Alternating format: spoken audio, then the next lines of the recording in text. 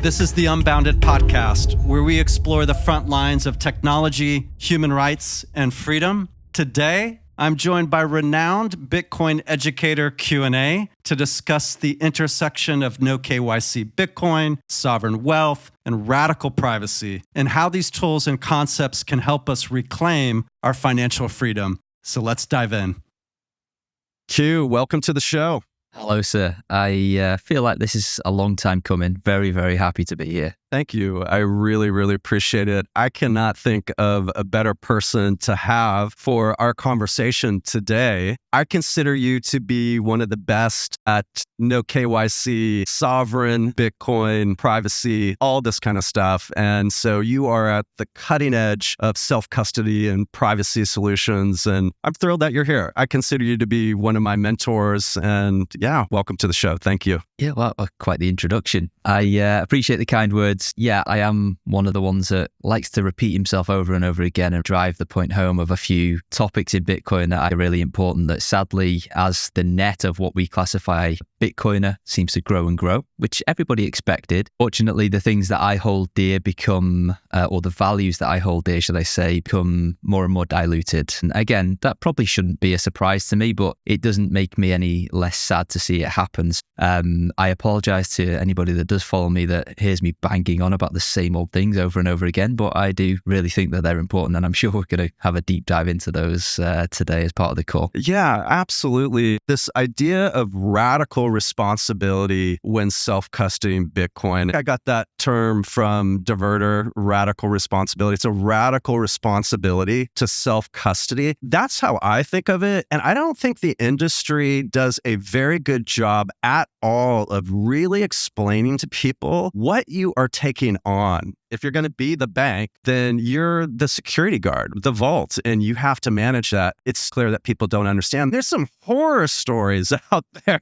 Was it an ex-athlete UFC fighter? I wrote this whole viral post how he had put everything into Bitcoin, was saving in Bitcoin for years and lost it. It's a big, big thing. So give me your philosophy and what do you think, even for intermediate and advanced people? Yeah, you're absolutely right. I remember that story coming out, and sadly, it's not the only one, even within the last 12 months. Frequently heartbreaking stories of people losing significant amounts of Bitcoin, like more Bitcoin than I could ever dream of owning in an entire lifetime, regularly getting lost through people thinking they have their self-custody solution locked down, and then they make a mistake. They use a passphrase, they don't understand it, how it works, they can't recover the wallet. Quite a common one is they get phished and they end up, let's say they seek support in a Telegram room or something like that, and a scammer posing as somebody official will offer them support on a one-to-one basis and will, eventually socially engineer them such that they enter their seed words into a website, and then,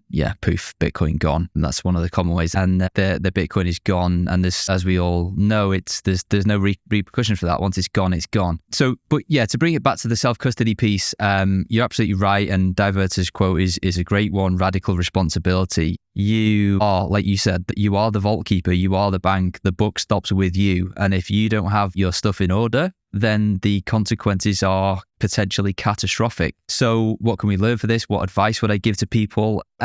Just tread very carefully. Like, you can lose everything if you're not very, very careful. So to be more practical about it, take very small baby steps. Start out with small amounts of Bitcoin. When you start practicing self-custody, you absolutely should practice receiving, sending small amounts, wiping your wallet multiple times over so that this is like second nature to you. Such that if we go back to the Samourai scenario that I mentioned earlier, where it's like, okay, I now need to recover, that should never ever be your first time trying to recover a wallet. And if you had followed the loose advice that I've just given, where you've recovered that wallet multiple times over before now and you sent loads of different transactions, then when it happens, it's an inconvenience, but you're not sat there in sheer panic thinking, oh my God, my life savings are at risk here. things have gone really wrong and I'm really panicking, because when you panic, you make rash decisions, you seek the advice of who you think are legitimate people. And unfortunately, more often than not, particularly when we're talking about Telegram, they're just out to steal your Bitcoin. And if you're in a panic, you're just going to be compliant because you think this person's going to help you. And again, that is where things can go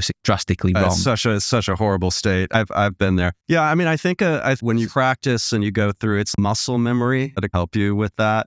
But it's pretty wild. People that you can intellectually know, I have my seeds. If I have my seeds, I can recover my wallet. But sometimes even you could see people that were with the Samourai incident, they're like, it's like, dude, you got your passphrase. You can recover this. It's like they couldn't even, they were in such a panic that they couldn't realize that you got your passphrase, you got your seeds, you're going to be able to recover this thing. It just comes back to a lack of understanding. Like they probably created that wallet maybe even up to a couple of years prior. They maybe didn't read or didn't understand the warnings that are given in the wallet and didn't make adequate backups. It's like a lack of understanding for people that, everybody's got very, very busy lives. Bitcoin is one facet of people's lives where they're trying to save a bit of money or they want to be able to transact freely. And people, when they're getting into it, do not understand the implications. And trying to steer people towards the right tools for their knowledge base is an important one as well. Samourai Wallet is wonderful. It has a wealth of awesome privacy tools and stuff like that. Is it the best option for absolute newcomers? I would say probably not, for the reasons that we've mentioned. As you go further down that rabbit hole and you want to gain your privacy, then yeah, it's one of the best tools out there. But people don't need to be interacting with complex stuff from the outset. So another piece of advice is keep your self-custody solutions as simple as you can for as long as you can. A lot of people fall into the trap of thinking they need the most secure self-custody setup from day one because they hear these horror stories, which are true, where people get their Bitcoin stolen, etc. But the elephant in the room is that way, way, way more people screw themselves out of their Bitcoin than the handful of people who unfortunately get it stolen from them. Like, the risk is you, not people stealing from you for most people. The risk is you, people. Burn There's that. a tagline. Yeah, that's a tagline. That should be on every box. You've been in this space for how long now?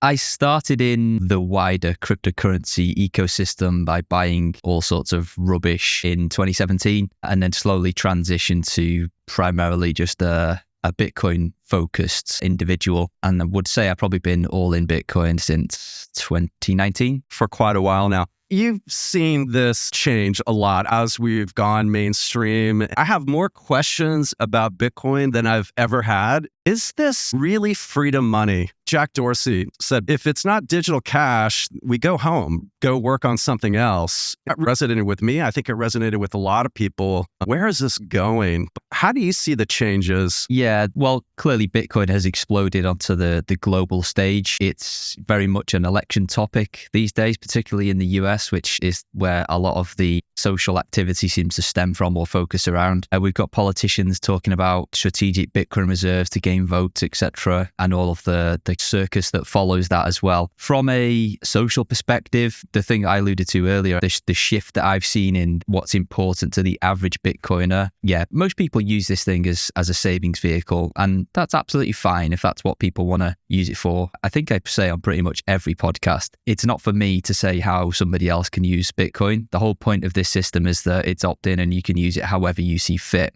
The risk arrives from when government officials get too involved in the system. The whole thing becomes way too politicized and people are focused way too much on, Mr. Trump trying to pump their bags by holding some Bitcoin as a US reserve asset and losing sight of what I would consider the important fundamentals of the network. And that is, making sure as many people as possible can self-custody that and the changes that may be or may not be required to do that. And I guess practicing what they preach in terms of, practicing self-custody and using this thing as digital cash, which is possible. It could be easier with some potential changes that have been spoken about for many, many years. Whether there's actually an appetite for those to actually happen, the chances of that, I think, diminish with each passing day as we continue to hurtle towards the ossification of the network, which is something else that, once it worries me, but it's a trend that I'm not really a fan of. There's been a huge shift, especially in the last couple of years, where people are focused on using this as an investment vehicle. Most people are simply not practicing self-custody. You can see that from the congestion or lack thereof on the network. It was only this morning, while as a bit of a timestamp for listeners, the value of Bitcoin is somewhere north of $100,000. And the amount of transactions that were in Bitcoin's mempool this morning, the transaction queue, was less than 10,000 transactions. The mempool pretty much cleared, which is a bit of a meme on Twitter. But essentially, there was little to no activity on the network whatsoever. So what that tells me is,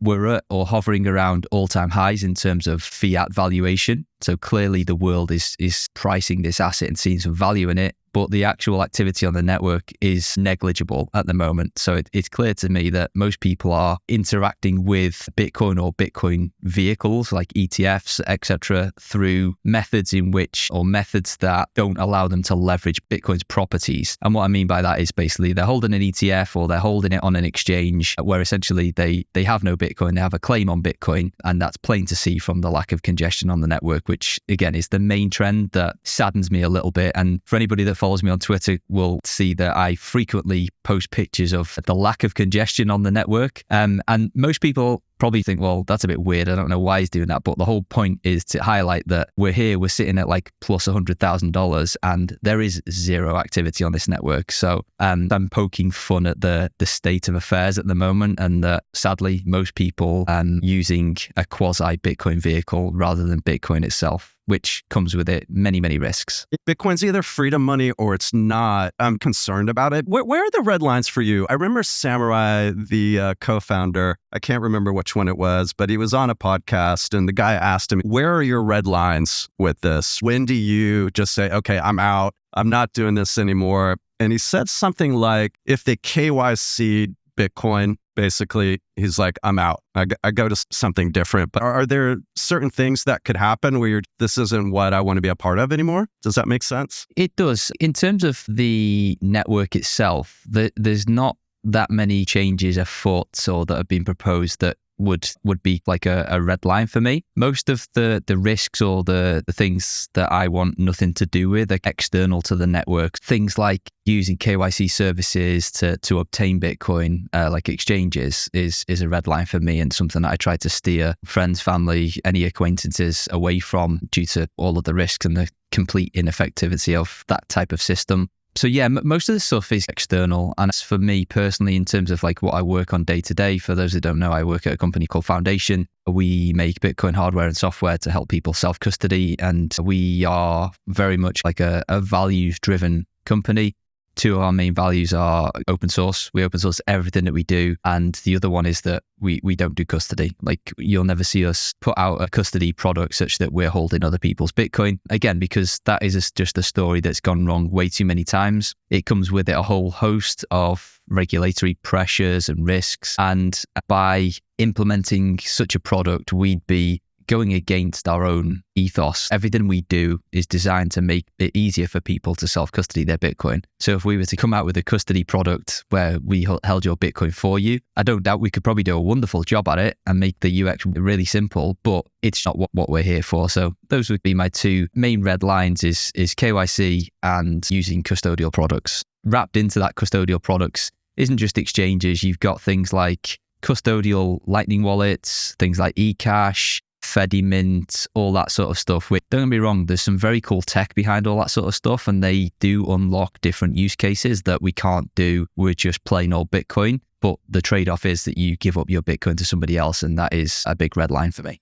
Sure. So is Bitcoin privacy dead? I have a quote for you. So Urban Hacker said, there's a quote, he said, Whirlpool's down. Now everything sucks. So why even bother? What do you think about is that? Is Bitcoin privacy dead? No. Is it severely kneecapped? Oh, yes. So with Whirlpool gone, the simple turnkey solution to gain a decent level of privacy on the Bitcoin network has been removed. There are alternatives. And in fact, Urban Hacker has done a great podcast with Gabriel Custodia on his podcast where they go through the state of affairs now that Whirlpool has disappeared and they look at all the other options. A couple of them, in my opinion, are viable. Are they anywhere near as good as Whirlpool? Absolutely not. But, you have to play the cards that you're dealt at the end of the day. And fact of the matter is Whirlpool is just not functioning right now. So it's not even an option on the table. Can you still gain a semi-decent level of privacy when interacting with Bitcoin? Yes, but you've got to jump through way more hoops than you used to 2 years ago. So I'm talking about things like a join market, which is a peer-to-peer coin join protocol.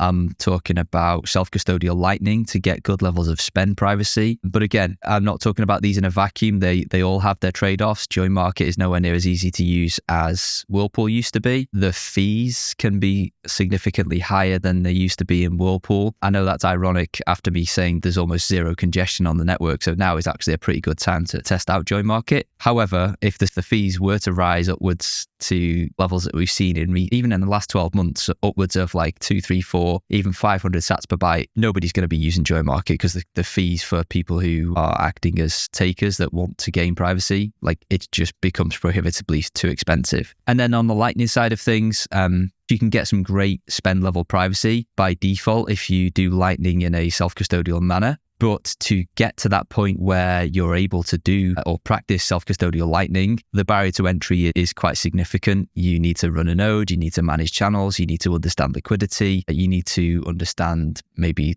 the network, things like the Tor network and things like that. Yes, you can get there.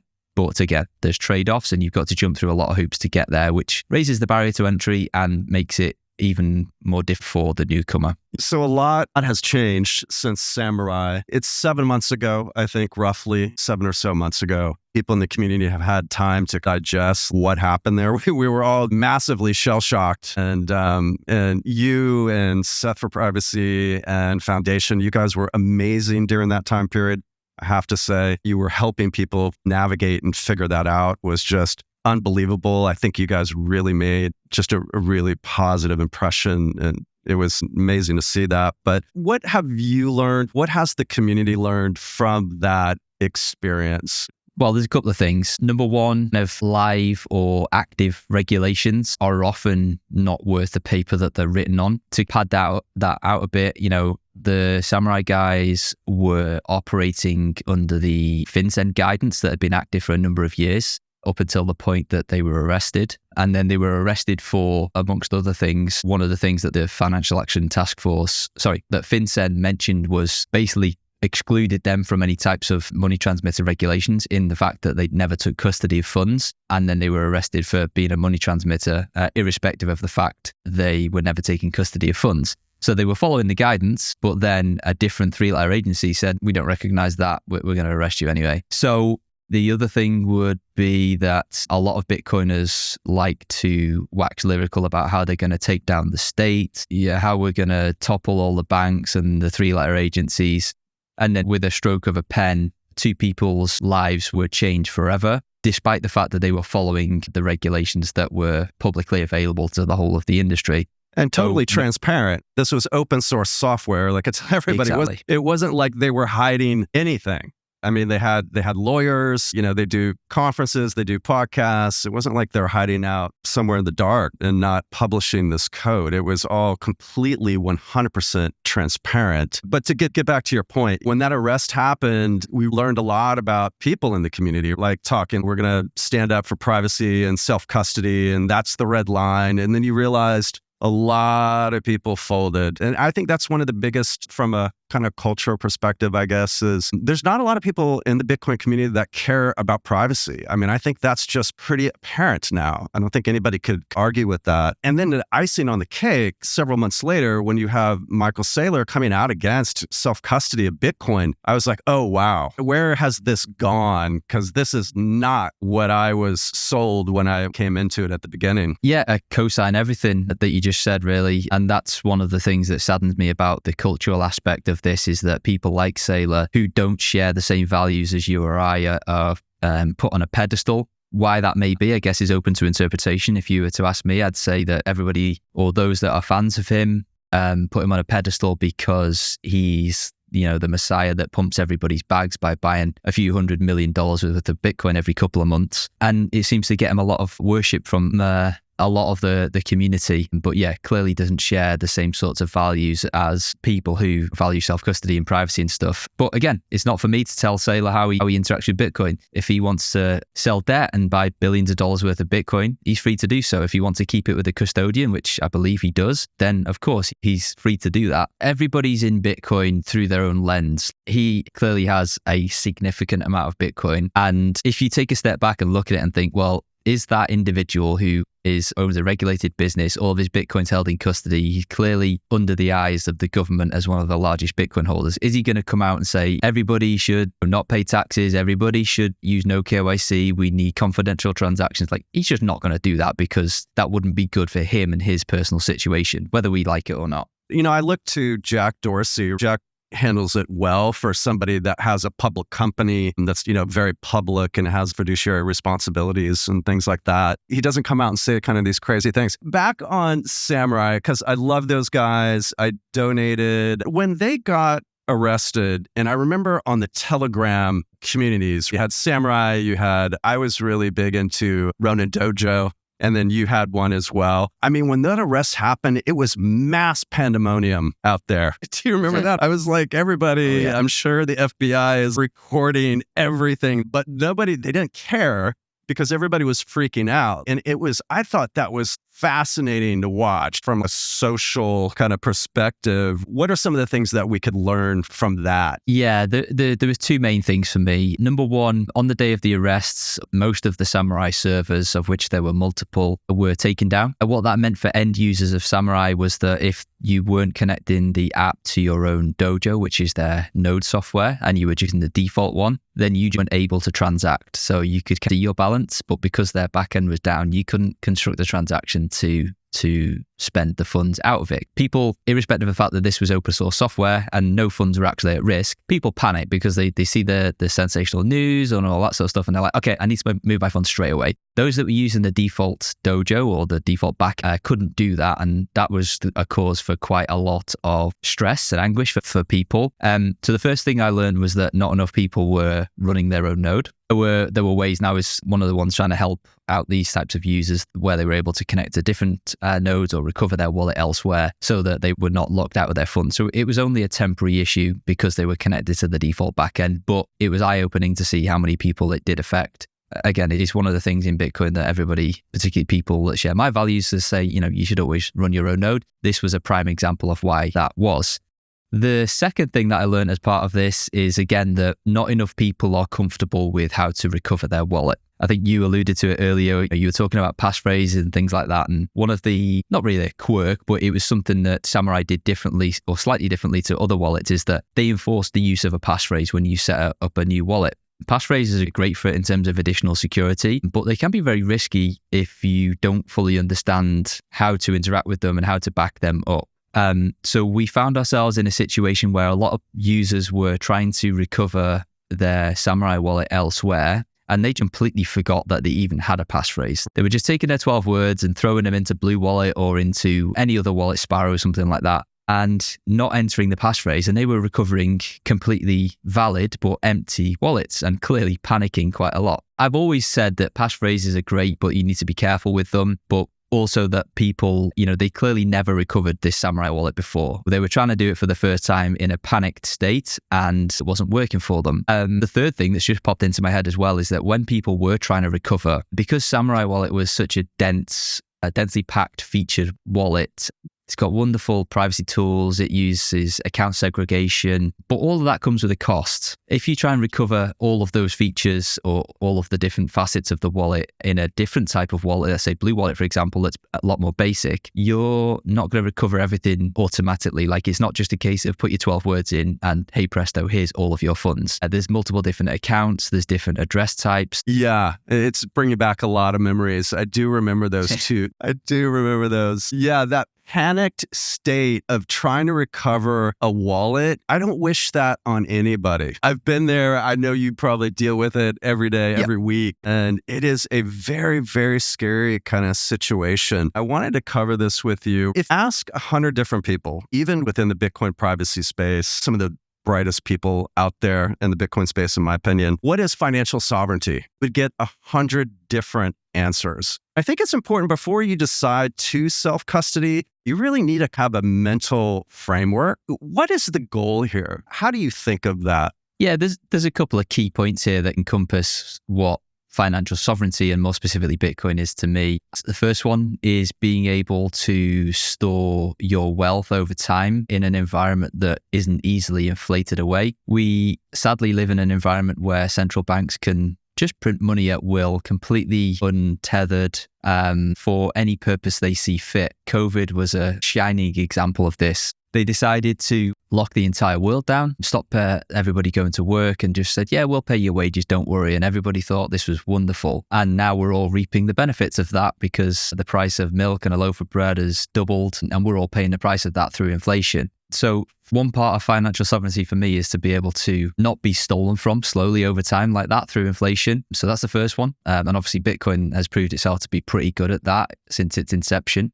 The second one would be being able to transport that wealth with you wherever you want to go. Again, if I was, let's say I wanted to move to the other side of the world and up sticks and, go and live in Australia, if all of my wealth was tied up in physical gold or property or even cash in the bank, like I'd have a lift there to liquidate all that or be able to take access to that type of wealth with me. There'd probably be a hell of a lot of questions asked, and I'm sure there'd probably be a lot of taxes involved as well. So being able to do or have your wealth stored in a method where you can just do that without jumping through 3 million hoops, i.e. taking 12 words on a piece of paper or steel or on an SD card or in your head and hopping on a flight, like that's a win for me. That's a huge thing. A lot of people in this audience fall within that. Digital nomads, expats, solo entrepreneurs, people running businesses globally. They tend to be younger, tech savvy, and they want to have optionality and ease and being able to seamlessly travel around the world and go to different countries and be able to do business with Bitcoin, pay for maybe an employee or a consultant or things like that. That's not maybe appreciated by a lot of people because it's a very experiential thing, if that makes sense. But, if you go travel and you have yourself set up where you can transact that way, it's a super powerful.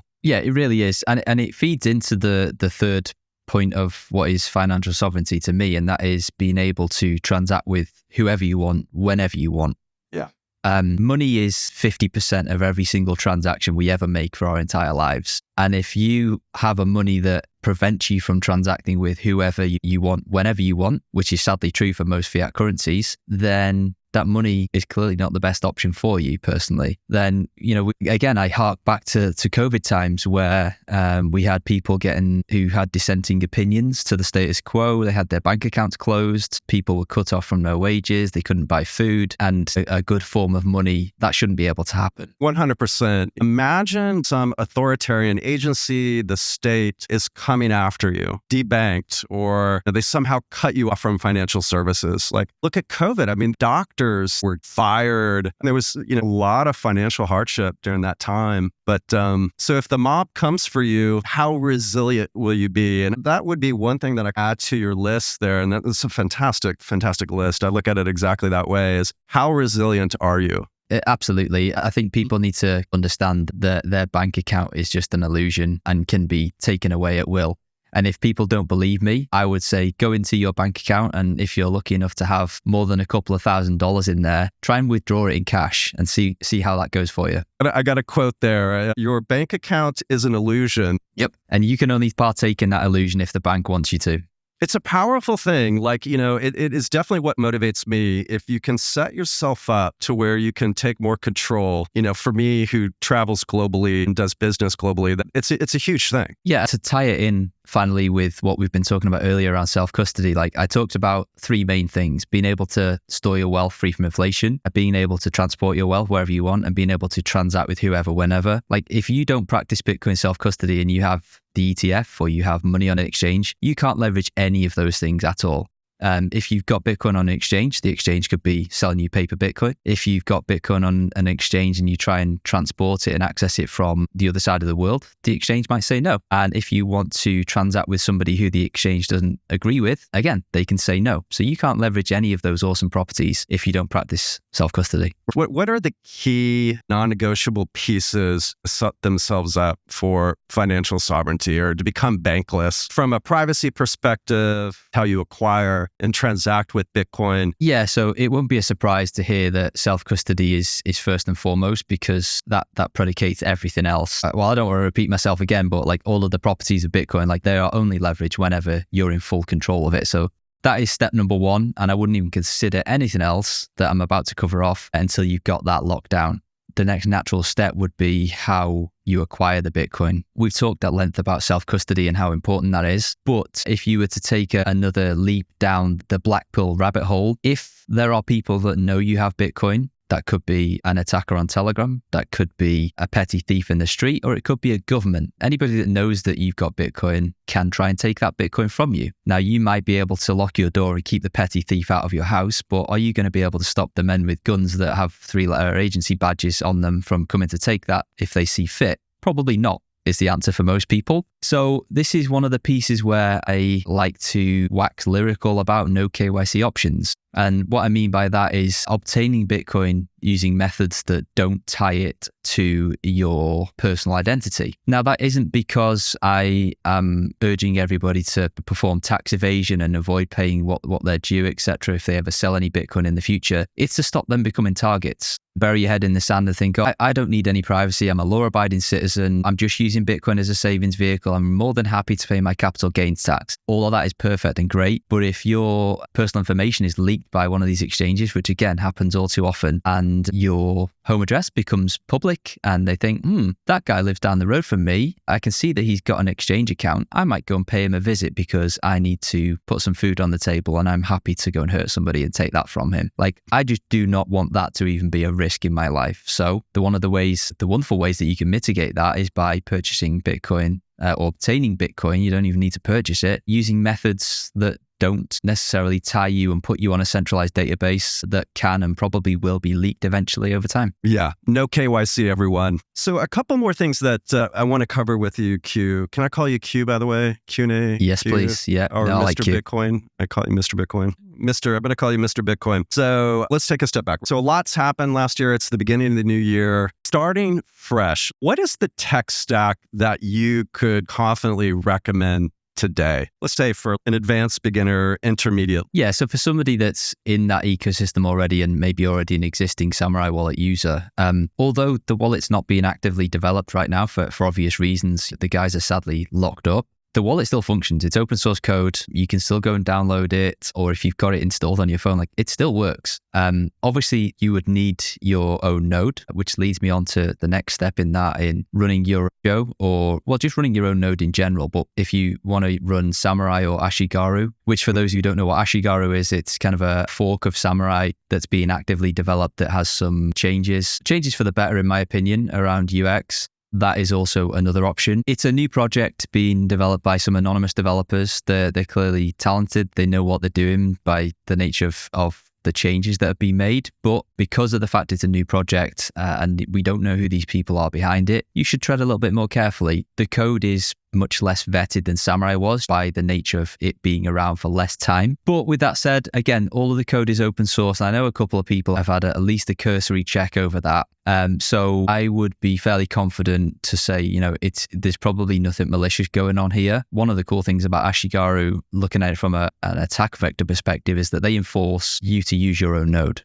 So obviously that raises the barrier to entry, but it means that, they can't be spying on your transaction because you have to connect it to your own node or another dojo that you specify. So from, I guess, a privacy perspective, that's a win. However, if you don't have your own dojo or access to somebody else's dojo that you trust, then it means that you cannot use that wallet, unfortunately. The next thing would be a node. If this person is already entrenched into the Samourai ecosystem, then obviously they are going to need a dojo. They can either run what's colloquially named the vanilla dojo, which requires a bit of command line work. You can gain, I personally run a Start9, which is a node software. And I know that there is a open source team that are working on packaging Dojo for Start9. That seems to be fairly imminent. So within a couple of months, that should be a possibility so that you can run the Dojo software and connect your Ashigaru or your existing Samourai Wallet to that piece of software. So those would be my updates for somebody who's already entrenched within that ecosystem. And then, of course, a foundation hardware wallet